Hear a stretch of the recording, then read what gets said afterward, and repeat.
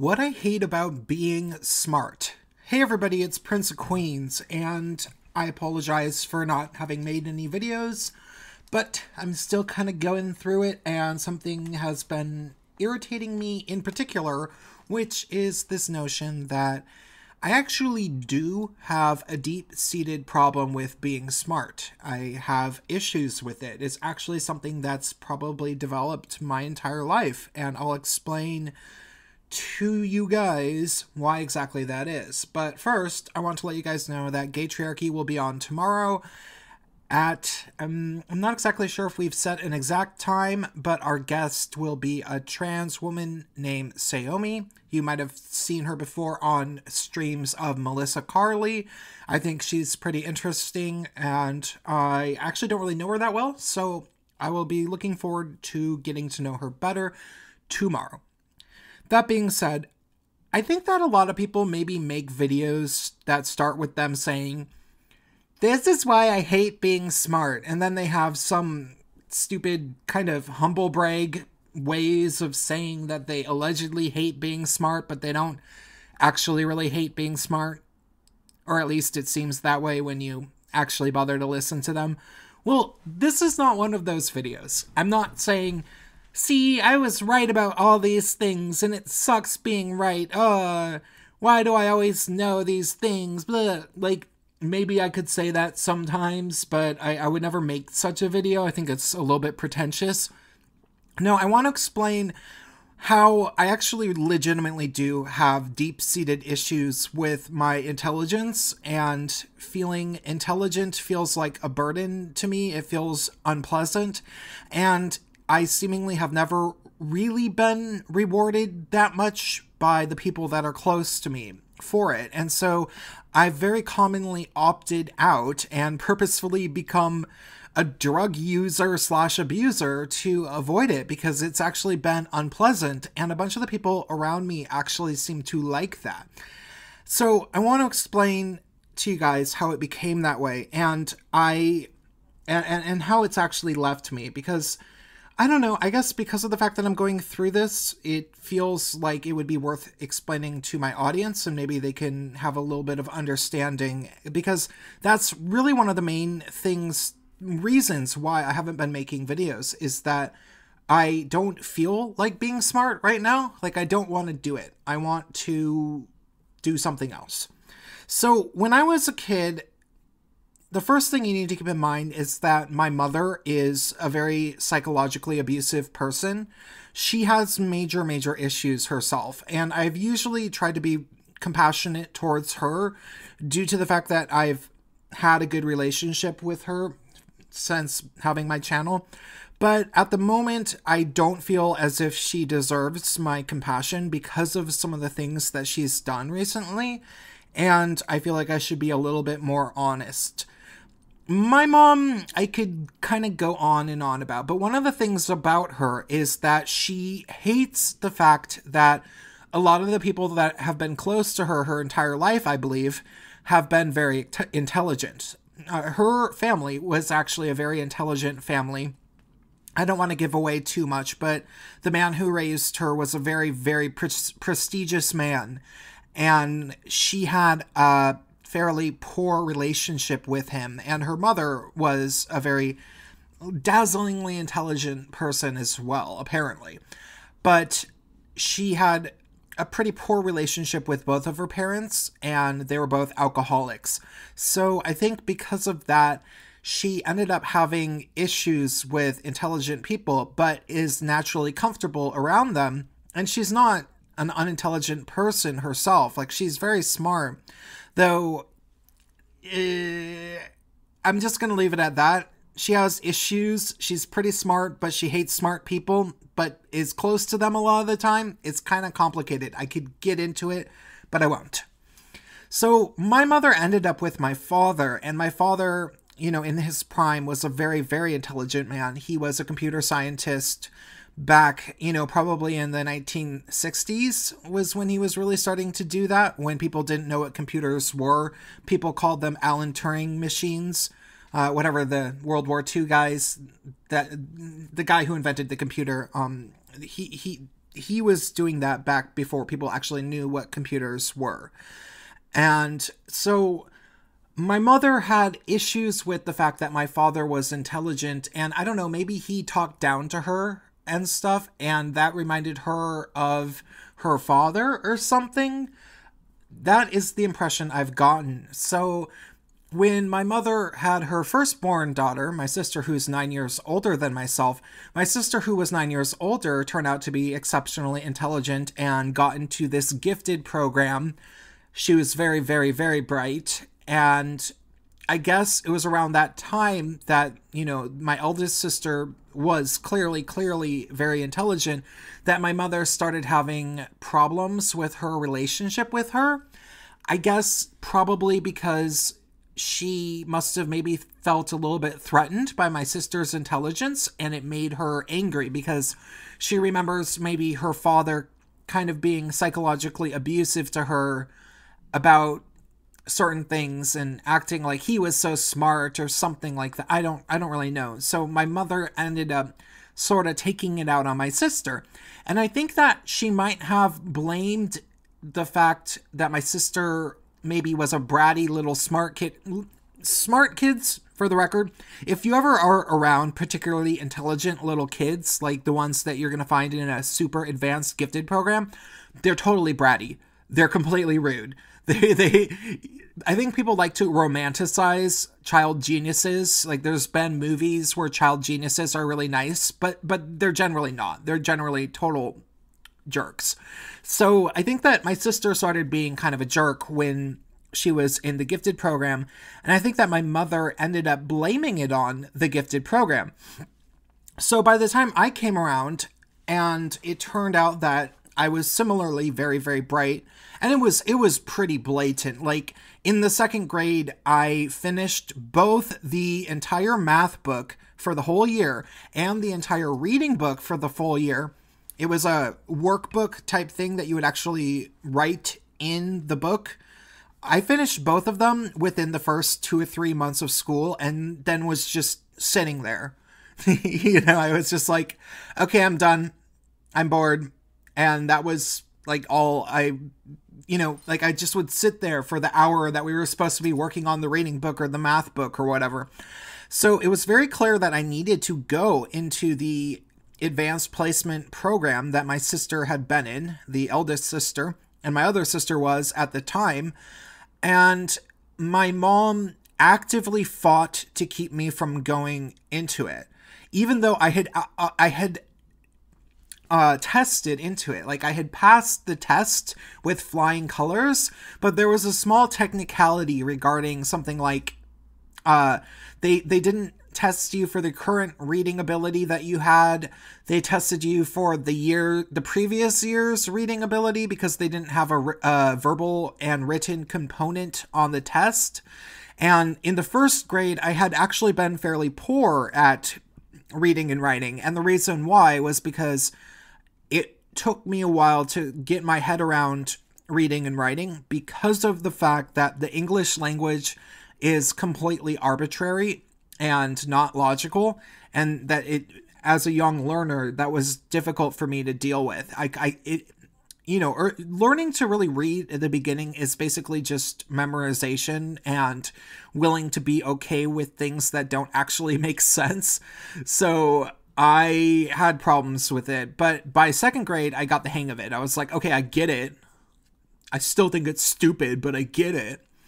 So in the second grade, I was smart enough, but the reading scores weren't good enough. And so I was supposed to be in some in-between program that was not quite as advanced as the one that I had actually tested into, and both of my sisters had been. And my mom was like, cool.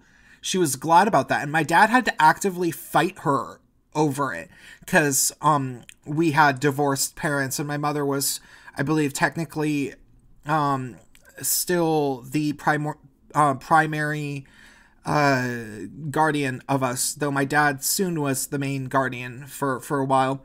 My dad had to actively fight her to change that. So my issues of having,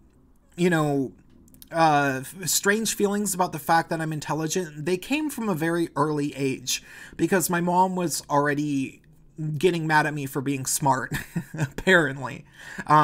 So I did end up in the advanced program, though. And then what happened that I would say would be the next thing was that I was never happy in the advanced program. I didn't like the kids. I thought that they were rude. And I mean, they were rude. They were unpleasant kids. The kids were never really, nice to each other at all. And, not a lot of, like, there wasn't really any popular kids in the program. There were kids that had some friends and stuff, but overall, they were just completely unpleasant kids that were very competitive and thought that they were better than everybody, and they would compete with each other a lot. And so, I didn't really like them, and I was very, very unhappy as a young kid.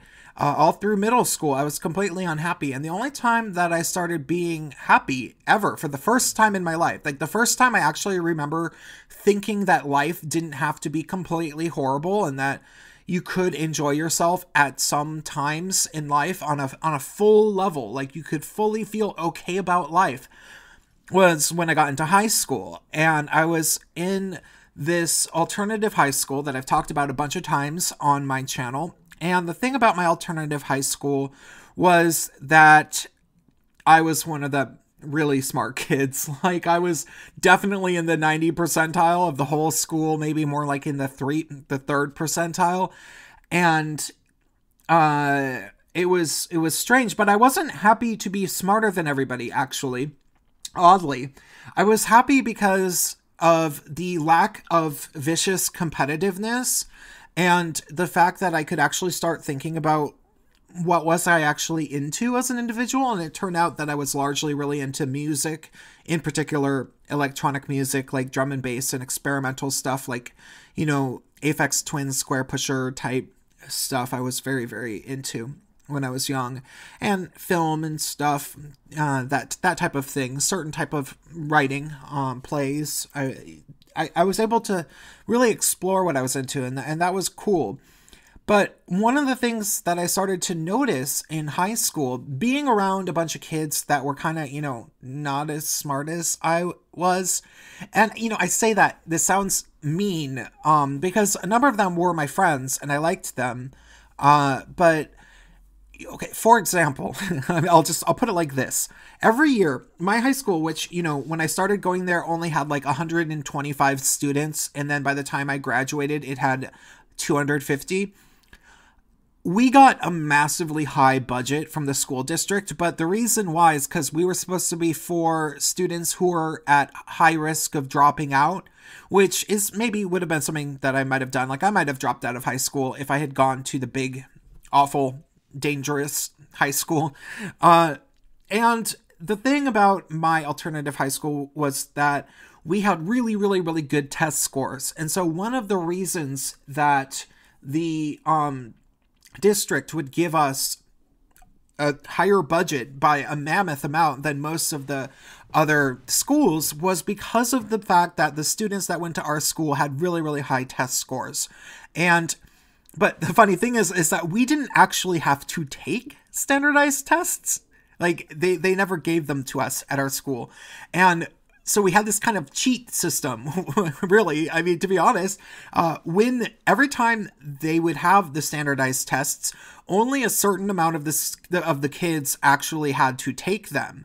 Like, I don't know what was the minimum requirement for, how many students have to take the yearly standardized test, but it was only pretty much those few kids. It was basically an optional thing. And the students and principal would always, not students, the teachers and principal would always personally ask me and a few of my good friends who are also particularly intelligent. They'd be like, "Hey, Prince, the standardized test things are going on. Could you make sure that you're there?" Because, well, I don't want to say, because I don't remember how they would phrase it, but the point was basically, because you're like really smart, you're in the gifted program, so you always get good test scores. And, I didn't take a single math class from my high school. Like I didn't take any math in high school. I was not learning any math. I learned all of my math in advanced studies math in middle school. And I was still apparently getting like, 97% or something probably in these yearly standardized test examinations. And so they were always having me do that. And so I was pretty, just technically smart, but I didn't like the fact that I couldn't really get along with a lot of the kids at my school. And so I would kind of try to not act smart. And that was something that I just sort of got used to because of the fact that a bunch of the kids at my high school, it was an alternative high school for far leftists. So it was basically just a bunch of hippies, and hippie kids are not really intelligent. And I mean, when I say hippie kids, I mean like their parents were full on hippies who probably smoked pot at home and everything. Those kids are not really that smart. And so I just kind of learned to sort of act not as smart most of the time. But then I also had some friends that were very smart, and I got used to being, long story.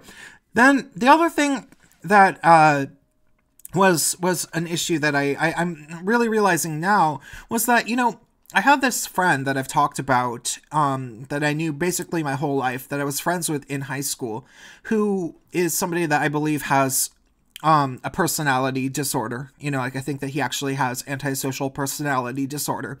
And he was very psychologically abusive to me, and he always used me. Like, he was always getting things from me and always, and never reciprocating, really. I would say maybe his family was pretty nice to me when I was a kid. Like I'd go over to his house and stay for a while and stuff. But it wasn't really him ever doing anything. Like, it was just his family. But aside from his family, he was just largely using me, And but he would also abuse me a lot. And I guess he just didn't okay. He didn't like it when I was smart. Now, I don't know if he would definitely encourage me not to be smart when I was young, but he would encourage me not to hang out with the intelligent people that I hung out with. Like, he never liked them. And I think that he grew disdain for me being intelligent because of the fact that when I was intelligent, I was less apt to allow myself to be abused by him. And, it's one of those things where if anybody who's thinking clearly wouldn't have allowed this person to abuse them. And finally, the other thing is, and this is just something that I realize now has been present my whole life, at least when I've been living on the West Coast. West Coast people are really, really anti-intellectual and in a lot of ways unintelligent. No, I would say a number of them are pretty intelligent in certain ways, but they are really, really non-intelligent in the ways that I prefer. In such as writing, theater, conversationalism. West Coast people, they love to brag in cities like Seattle about being super well educated, and they think that the right wing is, anti-intellectual because they don't like college. But the West Coast people are so anti-intellectual, but it's really hard to explain how in any clear detail. Anybody who's spent time in a city like Seattle or San Francisco and has also spent time in New York City, they'll know this perfectly well. In Seattle or San Francisco, people are very non-conversational. Like, if you have the ability to tell a good story and carry a interesting conversation, people roll their eyes at you and act like you're annoying, or they will actively say that you're annoying. And I've seen them do this to other people. They've done this to me my whole life. And hey, I'm not going to say people who talk, as much as I do aren't kind of annoying sometimes, but I also really like people that talk a lot. I'm one of the people that talks a lot, that likes other people that talk a lot, But West Coast people, that whole surfer, what, and take another bong rip, and man, you're wigging me out. That's a real attitude. And so my coping mechanism of dealing with all of this is to kind of run from being intelligent. And I often have gone towards music, drug usage, and alcohol usage, and also kind of, I would say, abstract, maybe even almost absurdist theater and writing type stuff, just because it's doing that stuff is easier than being committed to the fact that I am pretty intelligent. Because all of these things, people have always kind of gotten mad at me when I'm intelligent. And, you know, when I started my channel, all these people, when I started my channel and I started respecting myself and I started speaking up about how I really felt, which, you know, I never didn't feel these ways. I mean, I didn't always know certain things. Like, I didn't know that men are tangibly, systemically oppressed until I really started looking in 2016, especially. I didn't really know, though. But when I started speaking about all of this stuff, and I started, you know, being like, no, I'm not going to let you guys abuse me for being a white male anymore. And I mean, I wasn't even like mean about it or anything. I was just putting my foot down and standing up for myself. The amount of people who would tell me that they used to like, that I was a better person before, that they used to like me. One of the people, actually, I'll be honest, the person, the lifelong abusive friend that I have, literally watched, I had one video called, it's a really, really early video of mine, and it's called like 5 retro games that I like. And it's like just some footage of some old retro video games. And it might be my single least viewed video of all time. Nobody wanted to see me, you know, showing clips of Kirby's Dream World and Echo the Dolphin and these weird, obscure retro video games. Nobody wanted to watch me talk about that stuff. I had never done that before. I decided to. Well, my abusive friend that has always resented me being intelligent because, you know, having self-respect gets in the way of his ability to use me. He told me, you should make more videos like that. He had the audacity to say that. So when I get frustrated, when I have a lot going on emotionally, and I don't have the capacity to easily want to push through, to power through and keep going. Like, maybe if I am a little bit emotionally vulnerable, my fallback option is to be like, you know what? I'm not smart. I'm not a very smart person. I'm just gonna, I don't know, I'm gonna get stoned and listen to music and blah, blah, blah. You know, like, that is my natural instinctive attitude. That is what I do naturally. But I can't do that anymore because I am a YouTuber. People think of me as somebody who's smart and, you know, sane and logical and rational. And this has become something that I do for money, and I have a lot more to go. But I wanted to give people who really like watching my channel and who are wondering what's going on with me, I wanted to give you guys a sense of kind of what's going on with me and a habit of mine that I've fallen into. And I know it's something that is weak because, you know, talking about it, admitting it is worth doing. So remember to tune in tomorrow sometime in the afternoon for Gaytriarchy. Our guest will be Saomi, and I will talk to you guys then. Show up, give me super chats. I really do need them. Oh, by the way, my project is 100% finished. I'm just not sure I want to release it at the moment because I'm not sure if I have the personal tenacity to really hustle and try to promote it at the moment. That's just kind of how it is. So, but I will release it soon-ish. All right, bye.